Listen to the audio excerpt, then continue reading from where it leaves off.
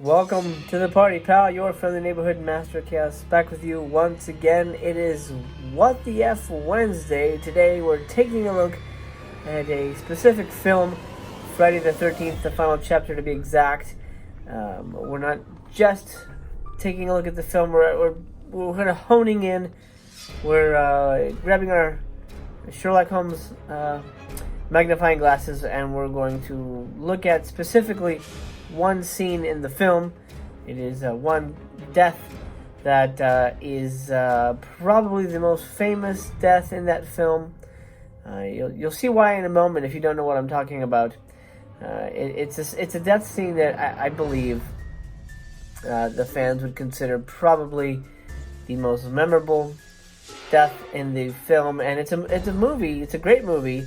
It's a great installment. It's a movie that's notable for a lot of things. Of course, it introduced Corey Feldman into the franchise. It was the beginning of the Tommy Jarvis unplanned trilogy.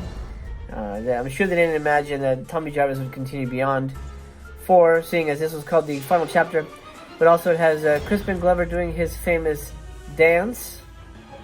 And boy, Crispin can sure move. I have no idea how much cocaine he did that day, but if I know anything about Crispin Glover, I assume he had none, and that's just pure manic energy.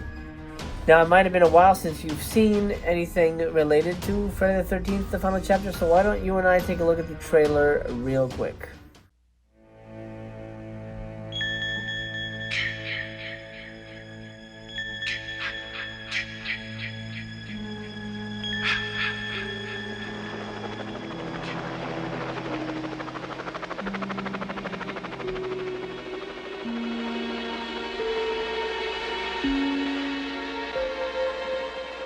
Three times before, you have felt the terror, known the madness, lived the horror.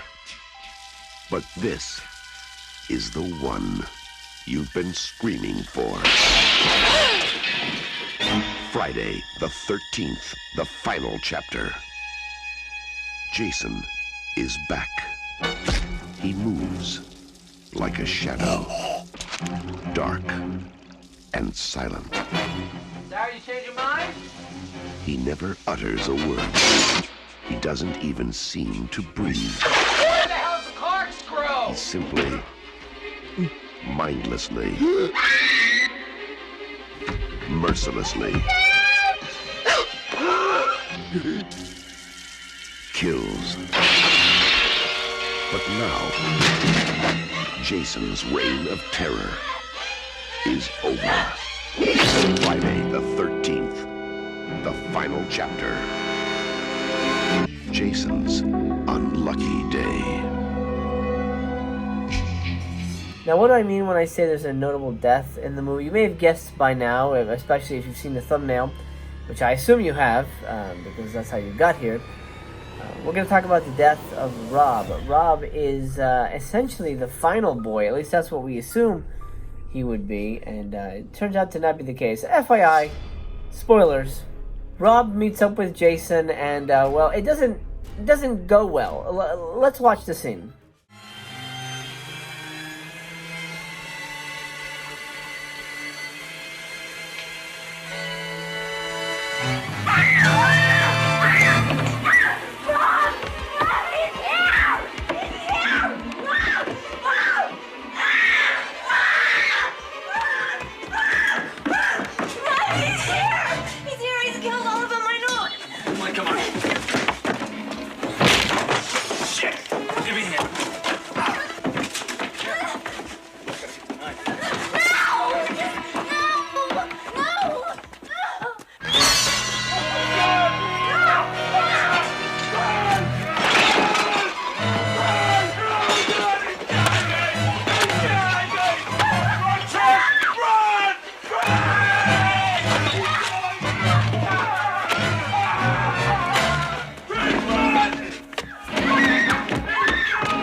You may be wondering yourself, why the hell would he yell, "He's killing me, he's killing me"?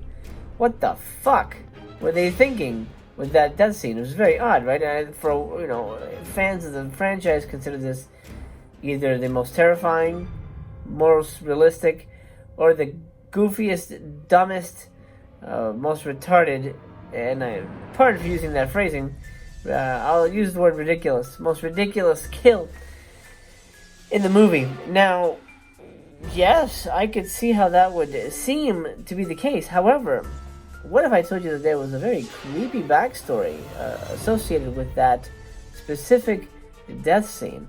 Now, yes, I agree, it is kind of silly, but Joseph Zito, director Joseph Zito, has something to say about why he chose those specific words for Rob to say as he was being murdered.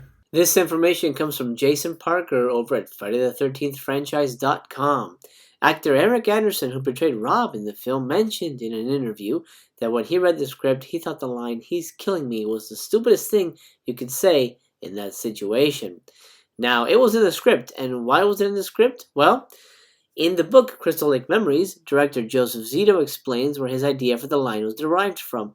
He states that he read an article in a New York newspaper one day about a man being stabbed repeatedly while yelling out, "Please stop hurting me, please stop killing me." The story really stuck with the director as he viewed the tragic death as the victim was speaking to the assailant in a conversation. The fact that the victim saw himself being murdered with a chance to talk to the killer was much more impactful than just a teen being knocked off with a quick kill and some gore effects. Insane, right? I mean, think about it. This man in the streets of New York, which I'm sure it happens all the time. You know, New York isn't the safest place. Maybe now, who knows? But of course it would happen in New York, right? This guy's walking on the street. He gets attacked. Maybe he gets mugged, and the guy's stabbing him. And his human reaction, his first instinct is to not yell and scream for help, is to say, "He's killing me. Stop killing me. Why are you killing me?" That's chilling. Just take a moment to let that sink in. That is probably the saddest way to go out. Begging your killer to not kill you. Wow. I mean, that hit me hard. That's pretty rough. And now, looking back on the scene, it takes on a whole new context. Now we feel really, really bad for Rob. Yes, this performance is a little over the top, but fuck, man. What the fuck? That's some hardcore shit. Let's watch it again with the new context.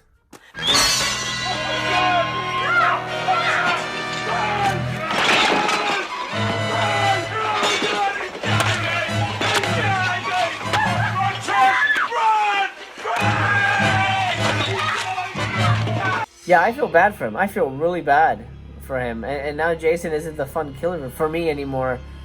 That you know, in the movie, you know, you sort of root for the bad guy. But now you're like, damn, that's real. That feels really real. I want to share this with you as well. There is a special feature where director Joseph Zito and the actor who plays Rob return to the locations and sort of do like a little location tour of the area. I'm going to leave the link in the description if you want to watch the whole thing. I'm just going to show you a clip here.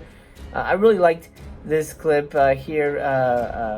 The director is talking about Rob's relationship with the final girl, and he touches on the scene slightly. He doesn't mention the incident, the incident in New York, but he does sort of give color to the death, and I thought it would be interesting to share that with you now.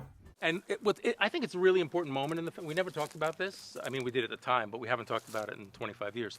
But it's a really sweet kiss. It's an awkward moment where they've met and there's some kind of attraction, but it's exactly the opposite of what's going on with the horn dogs in the other house. Yeah, it was I mean, they're talking about sex all the time. They're all horned off, and this was a really sweet moment. And I think that kiss really helped the death scene tremendously, because the difference is in your death scene, Trish is watching it, and she sees it happen before her. Right. And you really feel this was I do, when I watched it, I feel it was a budding romance that tragically didn't get to happen. Very different from the other stuff that, you see with the other kids in the film. Anyway, I think that helped set it up. That was poignant. I know, it was really lovely, wasn't it? Well, there you have it. One of our What the F mysteries has been solved. Why does Rob die weird? Well, he dies weird because it's based on a real friggin' terrible, awful, sad murder that took place on the streets of New York. Yikes. I am so sorry to put that big sour bummer in your laps. So there you go. Next time you watch Friday the 13th Part 4, which I assume, or I hope, if you've ordered it, is with the Scream Factory giant Blu-ray set that's coming out in a couple of friggin' weeks here, so excited about that. I'll be doing an unboxing. Regardless, next time you watch it, remember, Rob doesn't die weird. Rob has the most tragic, awful, sad, and moving death in the entire franchise. I bet you weren't expecting that outcome, were you? I'll tell you what, I am very impressed with the director's ability to add little things into the movie that, sort of distinguish it from the typical slasher fare. By the way, let me know in the comments down below what your favorite Friday the 13th movie is. Is it Final Chapter? Is it A New Beginning? For me, FYI, it's not A New Beginning. That's my least favorite. I love Zombie Jason, and I love pre-Zombie Jason. Part 4 is a masterpiece. I'm a big fan of the entire franchise. To a point. I don't like New Beginning, and I really don't like.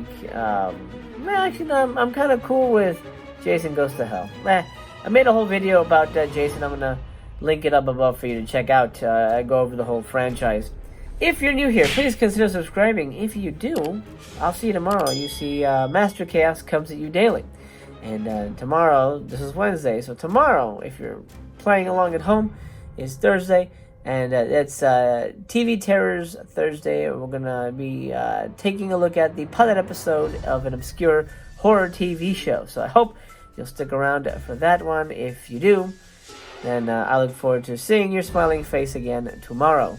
And that'll do, my friends. This has been What the F Wednesday with Master Chaos. I hope you enjoyed this installment. I look forward to bringing some more What the F questions to you every Wednesday, and hopefully unpacking and answering the mysteries behind certain horror and sci-fi situations that may not necessarily make sense, but they certainly make our movies and our cinema very unique and entertaining. And leave an indelible mark on us, even if we don't know why. Well, until we meet again, this has been your friendly neighborhood Master Chaos, signing off. I wish you a very pleasant good day, good evening, or good night, wherever you are. And remember, I remain to be continued.